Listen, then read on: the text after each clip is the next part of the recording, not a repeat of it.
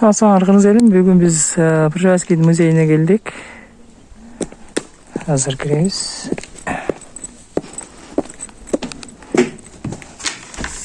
Каты жөнүңүз ким болот эже?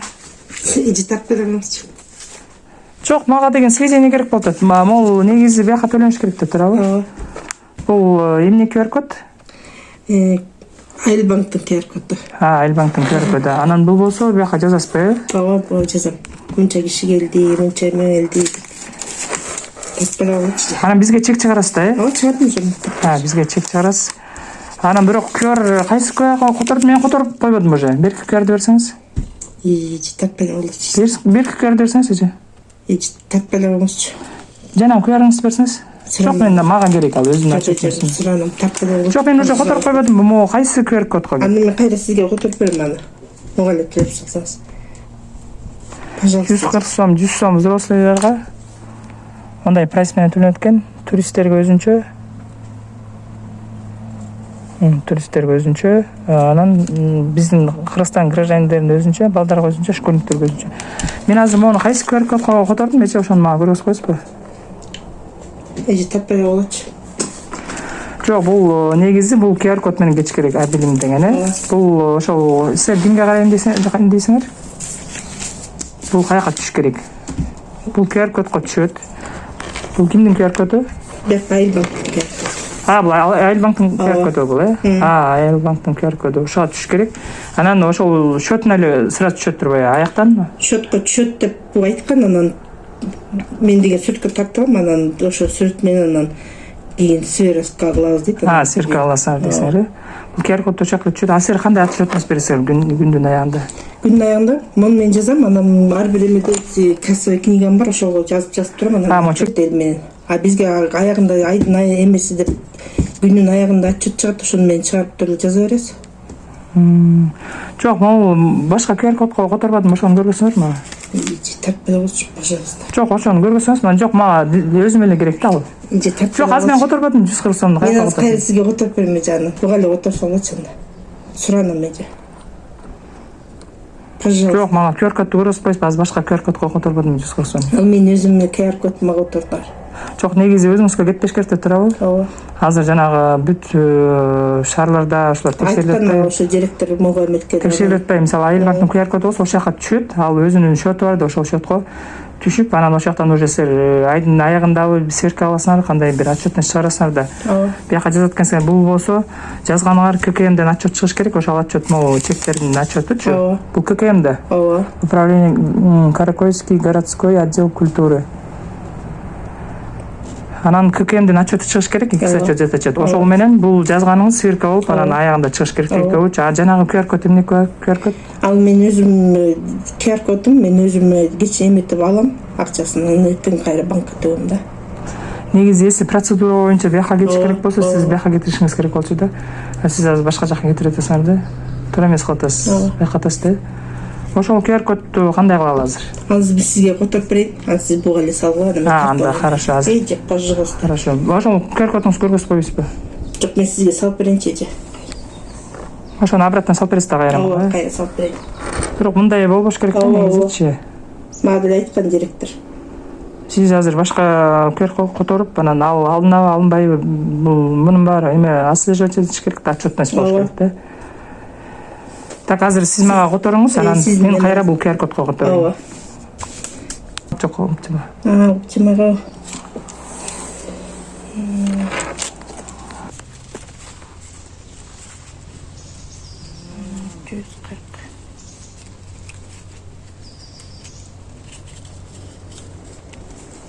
Эже, так беле болчу, пожалуйста. Котордуңуз да мага, э? Котордум.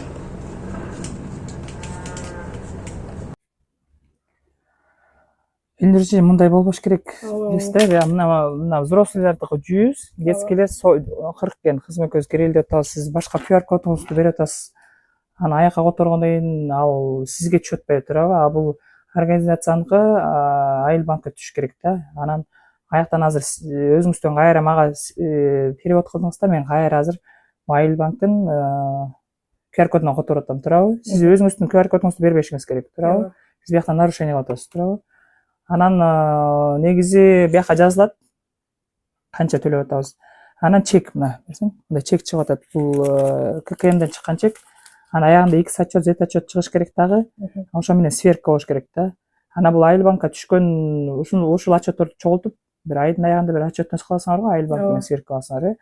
Анан просто мен возмущенный болгонум, почему ушул QR кодго түшпөйт эт да. Бул организациянын QR коду да бул ушул менен түшкөн да, организациянын счетуна түшөт, туурабы? Анан мындан ары тагыраак иштеңиз. Мындай болбой калат. Пржевальский музейи биз жана саат 12-лерде келип кеткенбиз, кызым экөөбүз. Азыр дагы жумушка барып, жумуштарын бүтүрүп коюп кайра тактайын деп келдим. Биз киргенге 140 сом төлөдүк, бирок ал төлөм Айыл банктын счетуна түшпөй, эженин өзүнө счетуна түштү. Эмне себептен мындай болуп атат деген учурда эже өзү коркуп кетти окшойт. Мындай болбош керек болчу, мен туура эмес кылдым, эчимге айтпагыла, эчимге жазбагыла, эчимге көргөзбөгүлө деп Айыл банктын QR кодун андан кийин көргөздү. Мен эженин счетундагы акчаларды алып туруп, анан кайра Айыл банкка которуп бердим. Эмне себептен ушундайлар болуп атат? Азыр кайра келгениmin себеби директорго кирип ушуну выяснять этип чыгалы.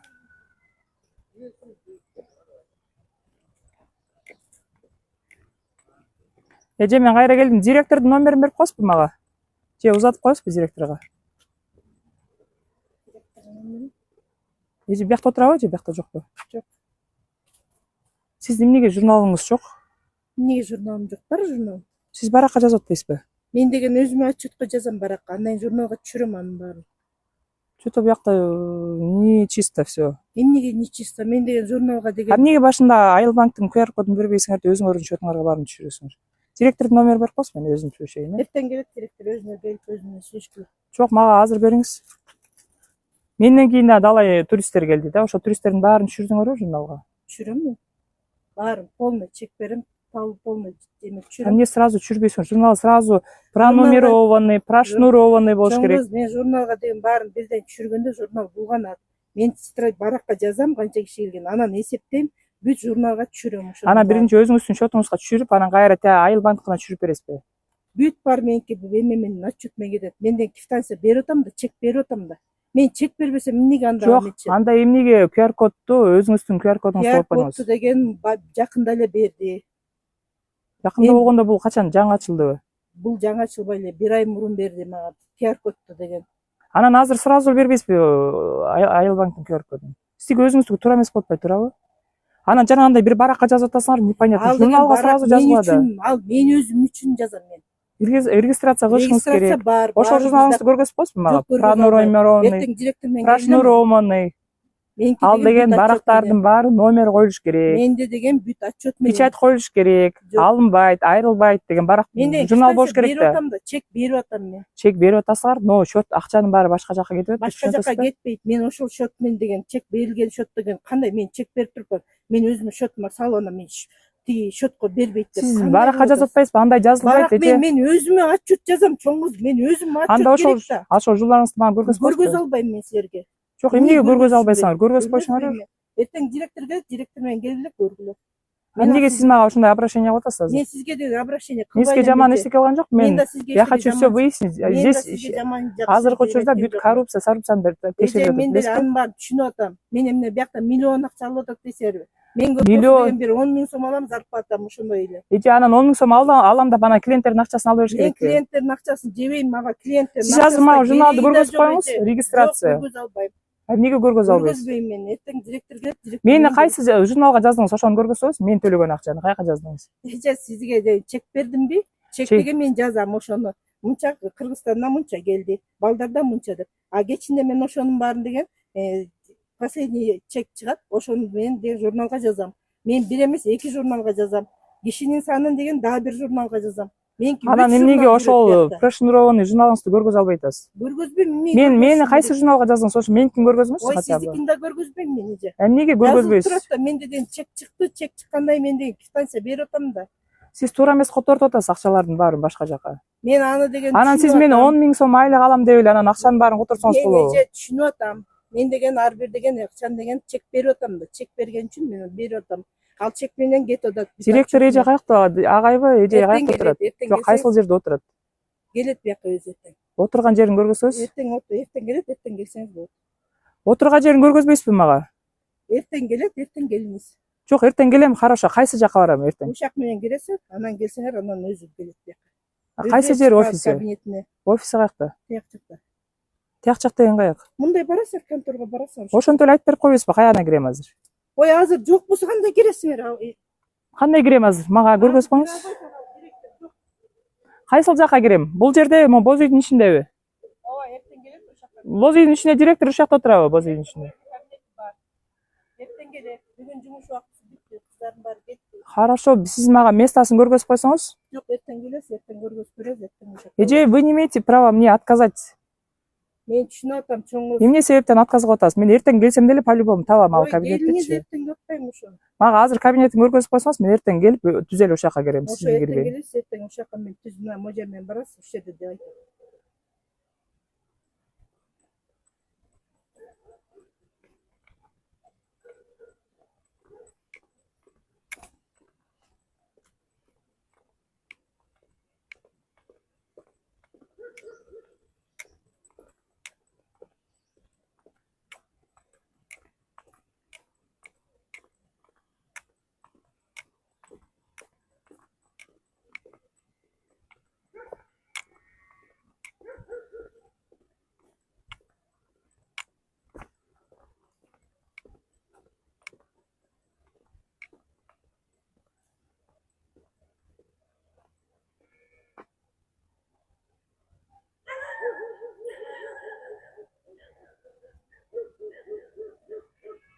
Директордун кабинетин көргөзүп берген жок. Директор каякта экенин дагы эч ким билбейт.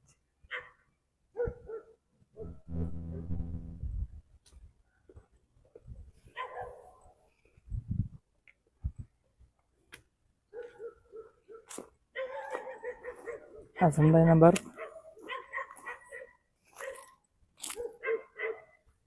директорго киргене аракет кылып көрөлү.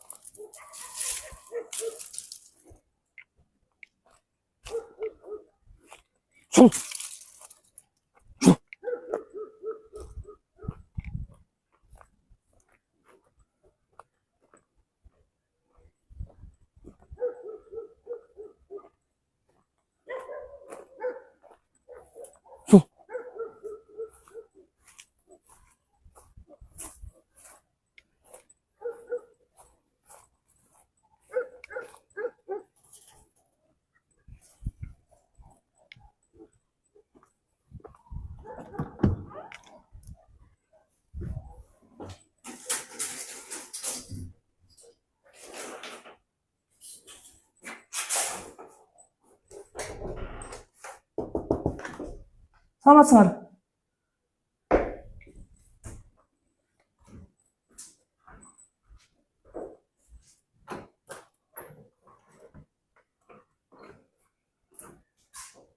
Директордун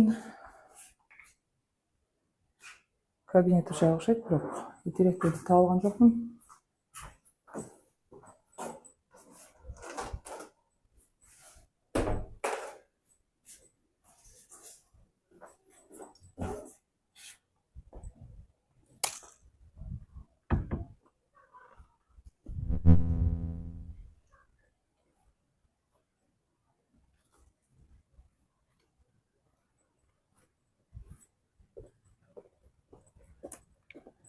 Таап алган жокмун.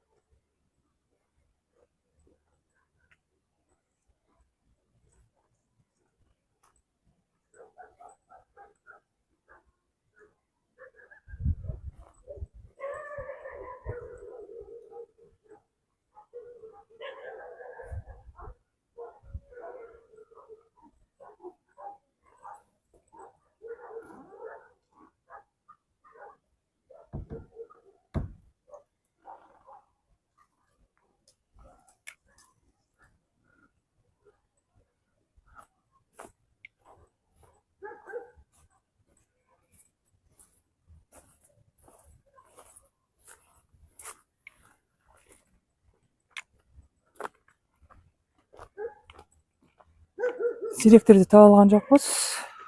Бүтүп калган окшойт. Эртең келип тактайлы.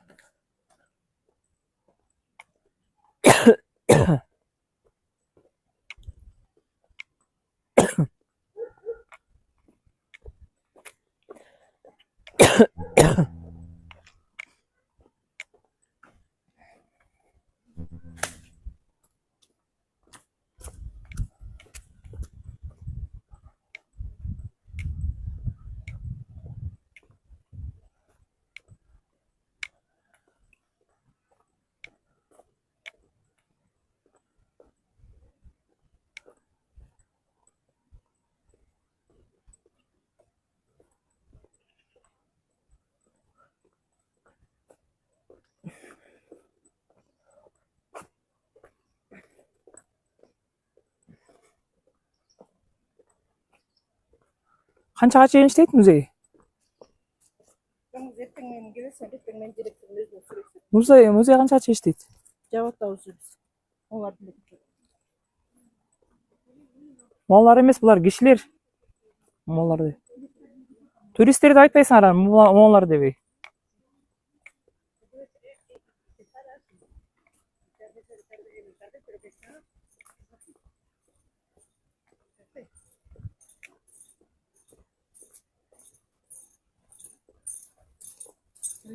Здравствуйте.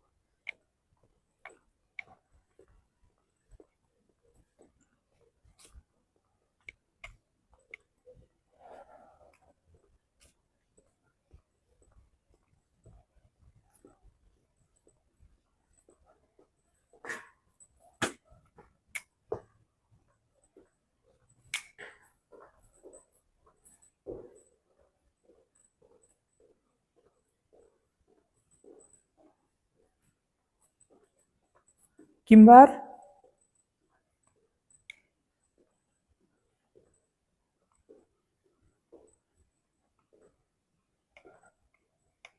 Ne деген son информациялар бар жакта?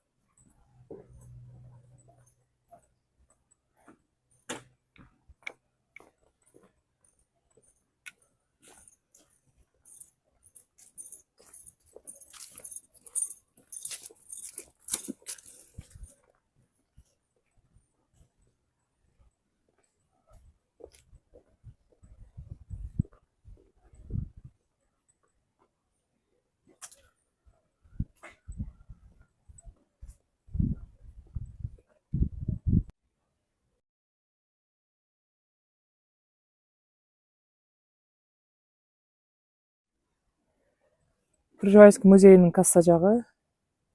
Бул жерде прайс, иштөө убактысы, кандай кийингенге болбойт. Анан Айыл банктын QR коду. Бул Айыл банктын QR коду азыр эле чыкты. Азыр мен 5-терде келдимби? 4-5-терде араң чыкты. Оплата за услуги. Мемориальный музейный комплекс Пржевальск. Каракольский отдел культуры деп чыкты. Мен саат 12-лерде кызым менен келип оплата кылганда бул QR кодго которгон жокмун. Эже өзүнүн QR кодун берип, ошол өзүнүн QR кодуна котордум. Андан кийин эмнеге ушундай которуп атам? Мен организациянын QR кодуна которушум керек болчу дегенде анда эже коркуп кетти. эч кимге айтпаңыз, эч кимге көргөзбөңүз деп анан ошондо гана ушул QR кодду чыгарды. Директор мага айткан болчу, ушул QR кодго которду деп айткан болчу дейт. Мен билишимче буга чейин дагы эже ушундай нарушенияларды кылып жүргөн.